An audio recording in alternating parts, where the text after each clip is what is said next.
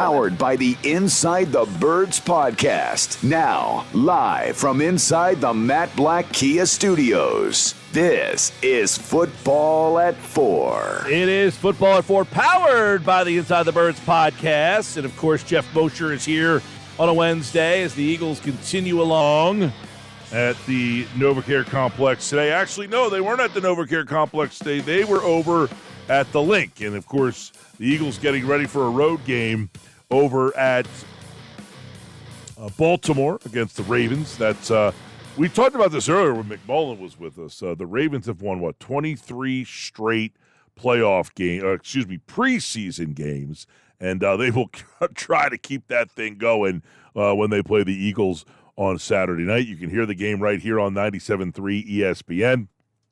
And, look, it's a game where the Eagles have a lot of questions to be answered, and it'll start on Saturday night.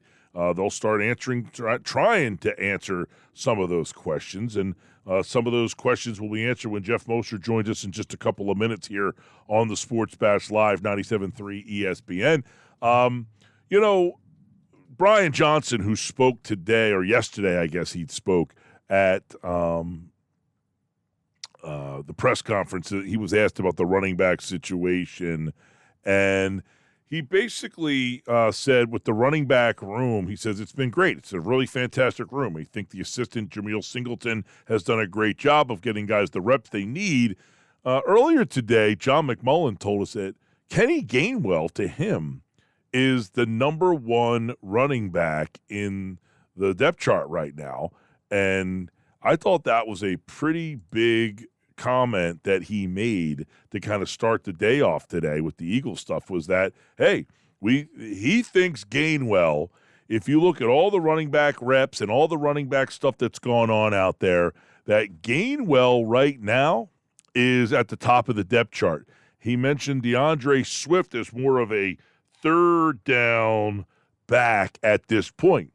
I think if you were talking about this last week, a lot of people thought that maybe Swift was the main guy and that Gainwell was more of the third down back, and it almost seems that it has flip-flopped a little bit here. So that Gainwell, according to McMullen anyway, who was on in the 3 o'clock hour, so we'll see if Geoff Mosher concurs with what John has said earlier today in the show when he joins us here on the Sports Bash Live on 97.3 ESPN. The other thing we want to get to today, Brian Johnson said he's going to call the preseason plays from the sideline as opposed to upstairs in the booth. Now, Shane Steichen, who was the Eagles play caller last 2 seasons, he also was down on the field. But many times if you watch a game on television, you'll see the offensive or defensive coordinators, they call stuff from up top. Brian Johnson said he's going to try to call from the sideline. So that's something that we'll see, his first chance to call plays. That will be on Saturday night. We'll see. I like what Brian Johnson has kind of been consistent with and what he said in regards to, like, Jalen Hurts. He said, hey, Jalen's been coached hard his whole life. That is something that I'm never going to back off on. And that is one of the advantages of hiring this guy who has a relationship. You don't want to have a guy who has a relationship who has been easy on Hurts. Just because he knows him and has worked with him in the past doesn't mean you want to have a friendly relationship. You want them to be peers, not have a bad relationship, obviously, but you also want them to have a respect for each other, that I'm going to coach you hard, and I think Jalen Hurts has total respect for Brian Johnson. Now, does that mean just because he has respect for Brian Johnson, he allows Brian Johnson to coach him hard, and that he is a fan, or I don't want to say a fan, but, he obviously endorsed the hire to have Brian Johnson. That doesn't mean that Brian Johnson's going to excel in this role. He has a lot to prove. He's never done this before. This is his first time getting a chance to do it, and that all on Saturday night. Geoff Mosher is here from InsideTheBirds.com, so we bring him into the conversation and get some thoughts on everything that's going on right now. And I think Brian Johnson, will start with him. He's going to call plays from the sidelines. It's his first time calling plays at the NFL level. He was asked about, being difficult and being hard on Jalen Hurts. And I think the dynamic between those two, Jeff, is an interesting one. This is a guy that said, look, Jalen likes to be coached hard. And I'm not saying that Hurts endorsed him to be hired because he thought he could, get off easy on him. It's obvious that he knows that Brian Johnson is going to continue to push his buttons. You would think that. And now Brian Johnson's in a different role now. I mean, he still gets to work side by side with Jalen Hurts, but he's really more in charge and presides over the entire offense, how it looks conceptually, the execution of it. Now, I shouldn't say he is in charge, but there's a lot more people that are involved in crafting that offense. We talked about that last time, but he is the play caller. So during an NFL game, a lot of times, right, you'll see a quarterback or anybody sort of make an error or not do something great. They'll go on the sideline, they'll look at the iPad. The person that's usually next to them from a coaching standpoint is their position coach. I don't know that you'll be able to see Brian Johnson doing that a whole lot with Jalen Hurts as much as maybe Alex Tanney. But if there's a feel or a flow of the game question or something there, an exchange of ideas, you see this all the time where the coordinator and the quarterback can have an interchange and an exchange of thoughts and dialogue. That's where it benefits to be on the sideline, and that's what Brian Johnson was explaining. I've talked to a lot of different head coaches, coordinators in the NFL, Mike, and ones that like to be in the booth will tell you about the benefits of sort of being away from the noise and being up top where you're getting more of an all 22 look at what the other team and your team is doing, and that there are some advantages to that as well. It's sort of like the whole flavor thing. Do you like chocolate? Do you like vanilla? What are there's pros and cons to both, but it's what you feel is most important for you as a play caller. And for Brian Johnson, just like Shane Steichen, feels like it's a better idea to be down there in the mix.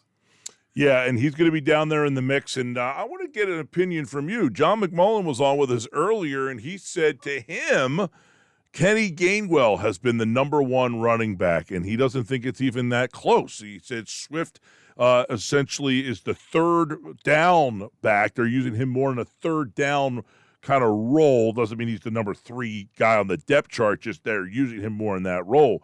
Do you concur? Do you see Gainwell as the top guy right now?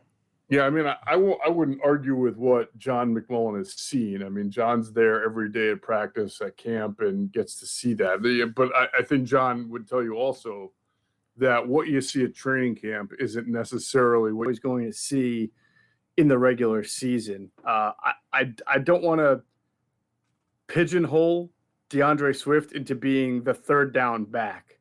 I think he's very explosive. I think he has obviously the most explosion in the passing game of any of the Eagles running backs historically. As long as that's still there, I think he could be a really dynamic weapon for them. Have to see how it shakes out with Rashad Penny. I did think that Kenny Gainwell was in line for a more prominent role going into this year. Something we talked about on the podcast, though, with Kenny is that for all of his usage as a wide receiver in college and even as a pass catcher here in the NFL, the Eagles have seemingly used him more as a between the tackles runner or goal line runner than a pass weapon threat. And if you look at him as a runner, he had the 35-yard touchdown in the Super Bowl. It's actually his longest run in his regular season. I think his longest run is 24 yards. He hasn't really shown the same kind of explosion as a runner that Rashad Penny has clearly shown when healthy and that DeAndre Swift has shown. But I understand the thinking because DeAndre Swift has also kind of shown that if you give him too much volume as a runner, you're not going to have him on the field as much. So I could understand the thought process that DeAndre Swift is going to be your top pass catcher, but that's a pretty big role. So I don't want to just relegate him to saying now he's like your third down back. I mean, we see running backs catching passes on first and second down, screens, all of that. So still very interested to see how it all shakes out. Oh, definitely. Now, do you think, Geoff will not be on the rest of the week here, so I'll get your thoughts on Saturday night. Do you anticipate that everybody plays in the running back battle and they want to see these guys? John brought up another interesting point is that the Browns are coming into town on Monday, and they're going to start those joint practices. So you're playing a game on Saturday, and then you have these joint practices starting right about the next week. So I would imagine that that doesn't bode well for seeing a lot of the number ones. So I said, well, if Gainwell doesn't play Saturday night and everybody else does that tell you something? It might. Just based on this franchise's history over the last with Nick Sirianni and the shifting of kind of philosophy on practice and preseason games, I would sort of be surprised if Gainwell, DeAndre Swift, or Penny even play in that game. I mean, the Eagles have all been about body preservation and limited contact. And they also will tell you for veterans, they think the joint practices are a lot more useful for evaluation than, say, the preseason games. So I'm guessing you're going to see a lot of Boston Scott and Kennedy Brooks, is it? Yes, Kennedy Brooks. The other running back. I mean, you're going to have to probably get – you're probably going to have – they're in an interesting predicament here because as much as they like to save veteran bodies, almost all of their running backs are veterans. So they may have to get a few carries early. Maybe Penny or Swift do get a little bit of action just to like bridge the gap there. Well, that's interesting that you say that because, they have these 90-man rosters now, and everybody just assumes, okay, there's so many camp bodies here, but they also need to find out who is going to have what roles. And now you might say, well, they have these other practices and joint practices to make that decision, but you might want to see some of these guys in the game action in these running because somebody has to take these carries, right? So you might say, hey, all right, well. Yeah, I forgot about Trey Sermon.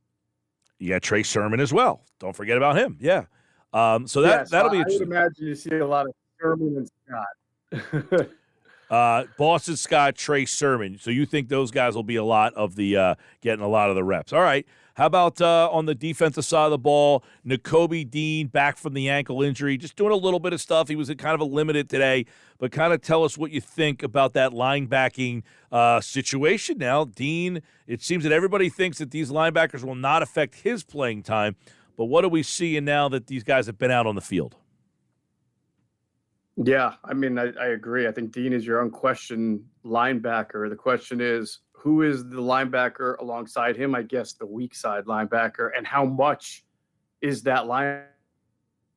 We lost Geoff here. He froze up on us here on the Sports Bash Live 97.3 ESPN. Actually going to play, guys. And no, none of what's that? Oh, you froze up for a second, but you're back. Oh, sorry. I was just saying that. You froze up again. So he's talking about the linebackers there, and I'm imagining, you got guys like Zach Cunningham, you've got Miles Jack, you've got Nakobe Dean, you've got Christian Ellis, and when he comes back, when we get him back on here, I want to get his thoughts on Christian Ellis and what his role is moving forward here, because he's a guy that got first-team reps today, but he's also the guy that I think most people listening right now don't know a whole heck of a lot about and are wondering, okay, is this Christian Ellis realistically a guy that could be in the mix for playing time? Hey, we just brought in Miles Jack. We just brought in Zach Cunningham. And Christian Ellis, a guy that nobody really knows, he's going to be the guy that potentially usurps them on the depth chart. So let me try to bring Geoff back in. He is on the video stream here, so we can try to see him in the background there, and he has been frozen out there for a second. So hold on one second here. Geoff Mosher here on the Sports Bash Live 97.3 ESPN. But one of the things, we talk about Christian Ellis, which is he got first-team reps today, and you're wondering, hey, is this a guy that can actually – there we go. All right, so we got him back there. There he is, Geoff Mosher. We froze, you froze, we all froze. Now we both are back here unfrozen. It's nice and warm now. So tell us a little – you were talking about the linebackers here. You got cut off at Dean. Okay, Dean's the guy. He is the linebacker. most likely the Mike linebacker. The question is who's going to be the Will linebacker. And I think the second question is how much is the Will linebacker even going to play? If the Eagles do their job and stop the run and have the opponents in 2nd and long, 3rd and long, they're going to want to be in their nickel or even, I would say, big nickel dime packages where they have more coverage players, defensive backs, safeties, corners than they do linebackers on the field. Even today, I saw again, they had a one linebacker out there and more corners there. So, I mean, Zach Cunningham to me is the guy that probably is going to wind up being the guy as long as he stays healthy because he's 6'3". He has great wingspan.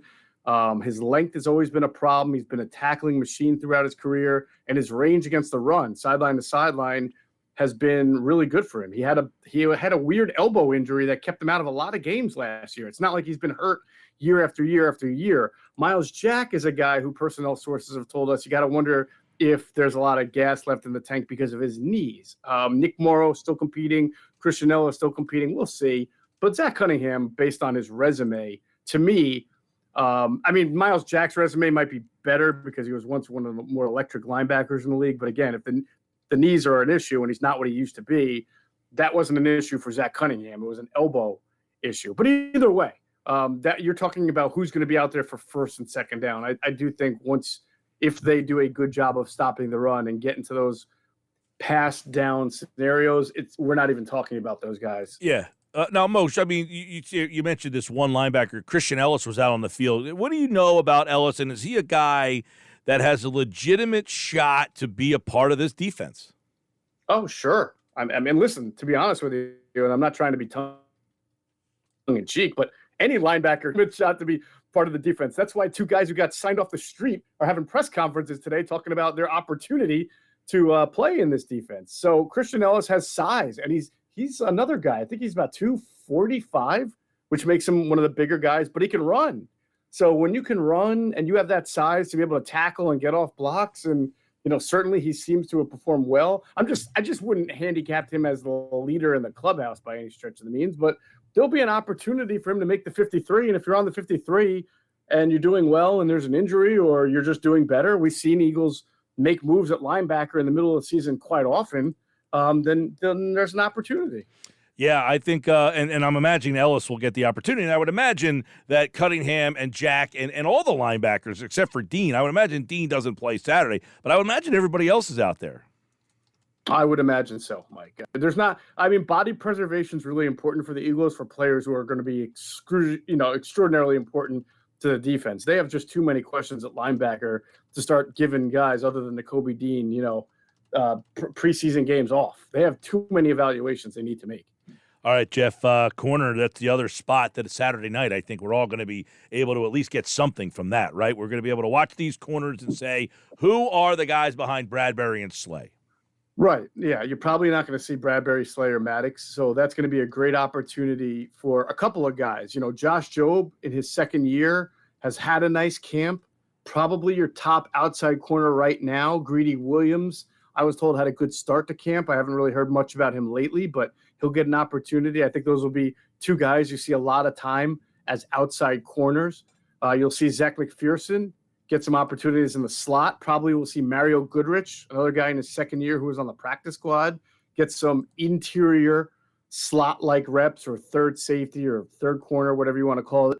And the kid, Mekhi Garner from LSU, an undrafted free agent who has made some plays in camp and is, maybe he's sort of like the Reed Blankenship in last year where, you didn't think much of the name going into OTAs in camp, but you start to hear his name and say, all right, maybe there's something there. That LSU always produces good defensive backs. So clearly those are some of the names that we've been told so far have been guys that you got to watch and jockeying for positions. Yep, I know that that spot. And then you mentioned the big nickel thing. I don't know, where do they have we're wondering who the 2 safeties are going to be. Now they're going to put 3 or 4 safeties on the field at times. That should be an interesting watch as well. Yeah, well, there's always, every year in camp, there's kind of a veteran who's like getting a lot of time, right? And you think that maybe something's going on there. And then by the end of the camp, last year it was Anthony Harris, right? He was in his 2nd year with the team. He was playing safety almost all throughout camp. But if you listen to Inside the Birds, we kept telling you, I don't know about this guy. They're starting to change that position. And then by the end of camp, he was gone, if I'm not mistaken, right out of camp. But you would have never known because he was getting as many first-team opportunities because it was his second year on the D. And I see Kevon Wallace, Mike, the same way. He's getting first-team reps. It's his fourth year. So it's giving you the impression that Kevon Wallace is doing something good, or the light has finally come on. I think it's more of like, you're the guy who's been here for 4 years. It's put up or shut up time for you. We know what Terrell Edmonds can do in starting defense for quite a while. We're getting Reed Blankenship first-team reps because we're preparing him for a prominent role. I think Kevon Wallace comes under the microscope big time here. Like, he's either really going to show the team that he deserves to be on it, or they're just Anthony Harrising him and giving him those reps because he's been with the team the longest right now. And we'll see if things start to change after the first, preseason game or the first joint practices. All right, Geoff Mosher, Saturday night. By the way, the Ravens have a 23-game preseason win streak going here. We'll see if the Eagles can snap that. Did you know that? I did know that. And, listen, usually you make fun of these teams for being the preseason champs and then not doing well, like, when it counts. But the Ravens really do well when it counts, too, so I can't knock them. Yeah, all right. Geoff Mosher, Inside the Birds podcast, InsideTheBirds.com, here on the Sports Bash Live on 97.3 ESPN. All right, bud, we'll talk to you next week. All right, take care. All right, don't forget, we've got more Inside the Birds tomorrow. We will be previewing the NFC East. It is our last conference division preview with Andrew DeCecco. He'll be in tomorrow to do the NFC East, so we'll get a chance to catch up with his thoughts on who's going to win the East. And then Friday, Adam's back